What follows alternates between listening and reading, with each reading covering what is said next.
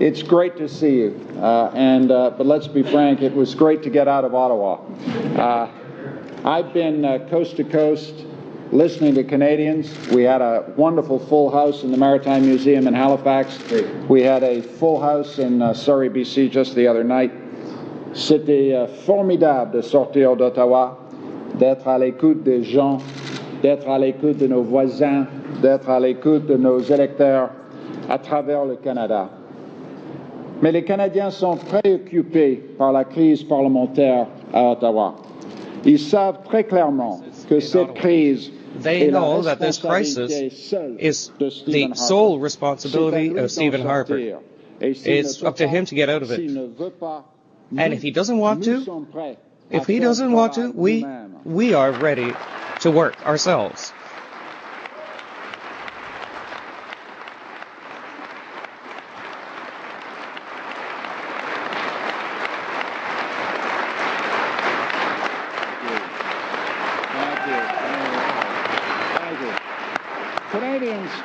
Canadians also told me, they told Scott and John when we went across on this listening tour across the country, they told us that they really are worried about the economy. They sense a storm is gathering. The rain is going to fall. And they know that unemployment is not a statistic. They know that unemployment is fear in your guts, worry that you're not going to be able to feed your family, fear that what's happened to your neighbor is going to happen to you. So there is fear in the land. There's anxiety and worry in the land. And everybody in this room knows, because we're liberals, we know that the only antidote to fear is hope. And this party will be the party of hope for all Canadians.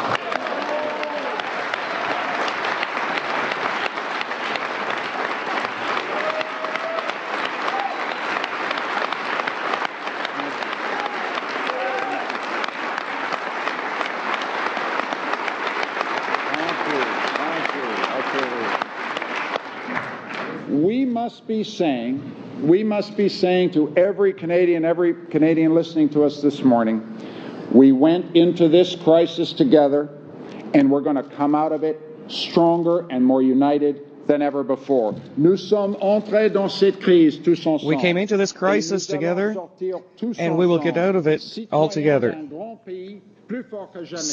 Citizens of this country, stronger than ever.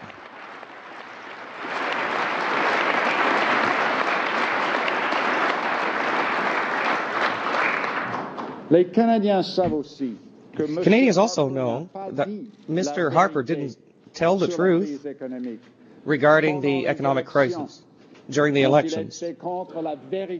When he was against the truth, as Stéphane Dion, Mr. Harper said there was no recession. He predicted a federal surplus.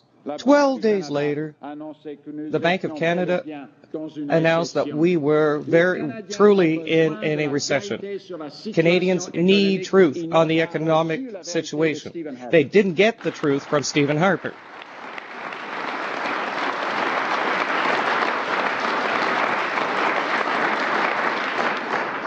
Next week, Stephen Harper presents his budget. After a decade of Liberal surpluses, where are we? We're facing a deficit projection of $40 billion.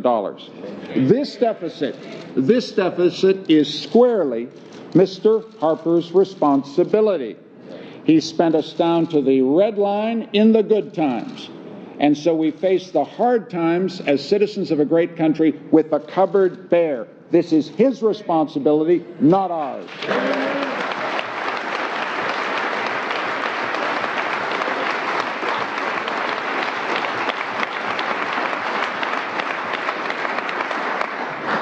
If the budget does not meet these circumstances, if the budget cannot handle the crisis we're facing, we must vote against it. The test of this budget is very simple, and I said it across the country. Will this budget protect those who are vulnerable? Will it protect our jobs? And third, and most important point, will this budget create jobs for tomorrow?